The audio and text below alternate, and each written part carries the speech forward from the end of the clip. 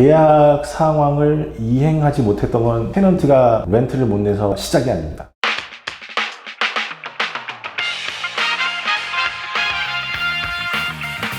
안녕하십니까. LA에서 활동하고 있는 정찬용 변호사입니다.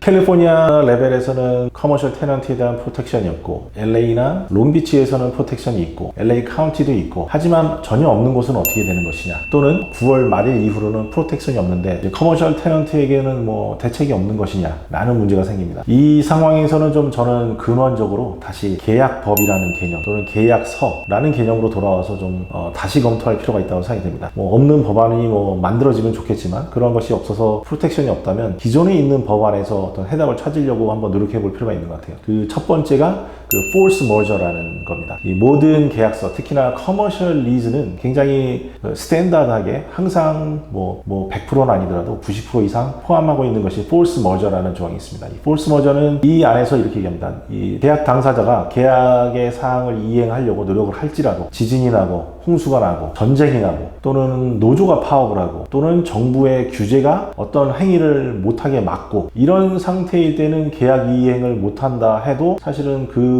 계약 이행을 못하는 당사자에겐 책임이 없다라는 식으로 조항이 보통 써 있습니다. 여기서는 이제 하나 주의 드릴 거는, 이 조항이 있다는 자체가 무조건 100%의 프로텍션을 주는 건 아니고요. 첫째는 이 조항이 정확히 어떻게 써 있느냐, 이것을 보셔야 됩니다. 어떤 조항에서는 굳이 정부 규제 이런 것이 들어가 있지 않는 경우도 있고요. 어떤 경우에는 또 이것이 들어가 있다고 할지라도 또 다른 단서들이 있어서 무조건 보호되지 않는 경우도 있어요. force merger라는 클러스가 있느냐라는 걸 먼저 확인하셔야 되고, 그리고 그 내용이 얼마나 상세하게 얼마나 많은 프로텍션을 주느냐라는 것도 보셔야 됩니다. 근데 하나 force merger에 대해서 좀 조심해서 접근하셔야 되는 것은, 보통은 이행하기 어려운 건데 사실 돈이 있어서 돈을 주는 행위는 정부가 돈 주지 말라고 한 적이 없는데 여기 해당되느냐라는 논란의 여지도 또 있는 겁니다. 예를 들어서 우리가 물건을 이제 사고 파는 계약 상태라면 몇 월 며칠까지 중국에서 옷을 10박스를 만장을 가지고 와서 LA 항구에다가 내린다 했는데, 사실 코로나 바이러스 상황 때문에 모든 배편 또는 항공편이 끊겨서 배달이 안 된다. 저쪽에서, 그러니까 파는 입장에서는 이미 만들어서 보내려고 준비 다 해놨는데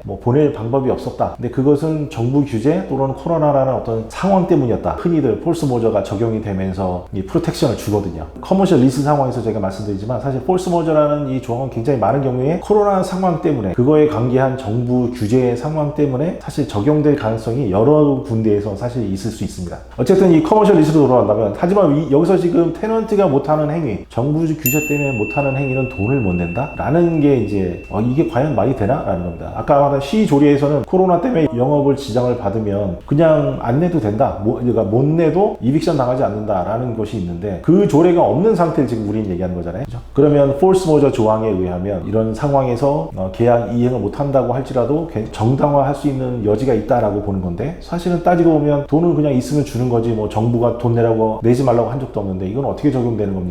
라는 논란의 여지가 있습니다. 그러니까 이것에 대해서 변호사들 사이에서 논의들이 있습니다, 사실은. 근데 이것이 실제로 어떻게 적용돼서 나타나는가에 대해서는 사례가 아직은 없습니다. 왜냐하면 9월 말일까지는 굉장히 많은 곳에서 사실 프로텍션을 받아왔거든요. 하지만 이 상황을 좀 거꾸로 다시 보시면요, 계약 상황을 이행하지 못했던 건 테넌트가 렌트를 못 내서가 시작이 아닙니다. 사실은 랜드로드가 계약 상황을 이행을 못한 겁니다. 이 말은 무슨 말이냐면, 커머셜 리즈라는 개념은 스페이스를, 공간을 테넌트한테 주고 그 테넌트가 이것을 사용하는데 지장이 없도록 해야 되는 의무가 있습니다. 이거를 이제 quiet enjoyment을 provide 한다, 이런 식으로 표현을 하는데, 이 락다운 오더 이런 것 때문에 사실은 테넌트가 이 공간을 아예 쓰지 못했죠. 이것이 레지던셜 리즈하고 굉장히 다른 상황입니다. 레지던셜 리즈는 상황이 어찌됐든 오더가 어떻게 나왔든 집에 있어라는 상황이었지 집에 못 들어간다는 상황은 아니었습니다, 사실은. 근데 이 커머셜의 경우는 들어갈 수 없다, 영업장을 오픈할 수 없다, 이 얘기는 quiet enjoyment이 안 되는 상황이거든요. 이게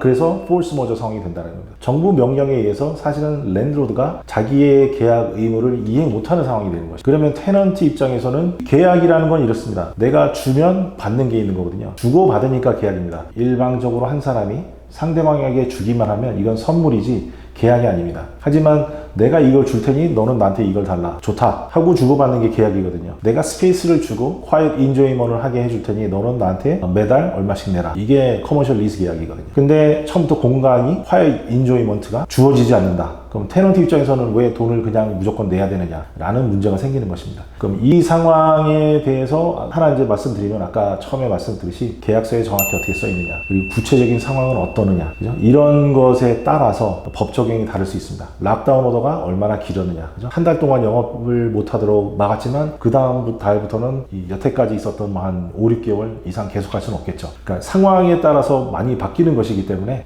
변호사와 상의하시면서 논의하시는 것이 좋을 것 같습니다. 또 하나 근원적인 질문, 계약법상 제가 말하고 싶은 것은 이 계약의 목적의 좌절이라는 개념이 있습니다.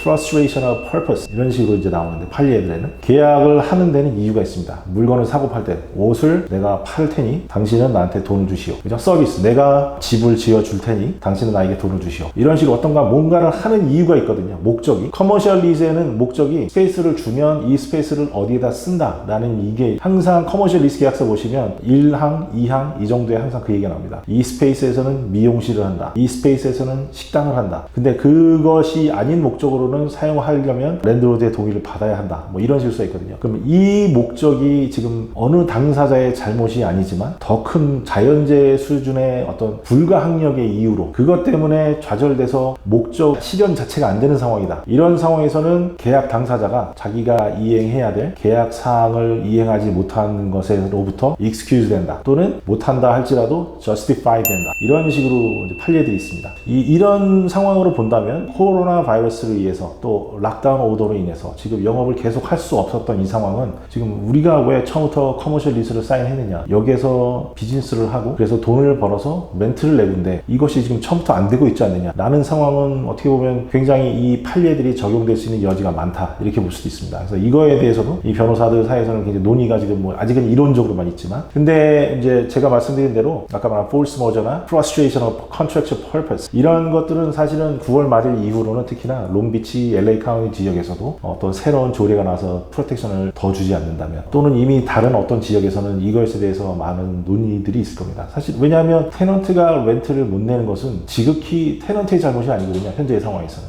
그런 면에서 다시 한번 말씀드리지만 판례를 분석하고 상황에 맞춰서 적용하고, 이거는 변호사들을 만나셔서 같이 상담하셔서 정하셔야 되는 문제입니다. 그럼 다시 한번 정리드리면,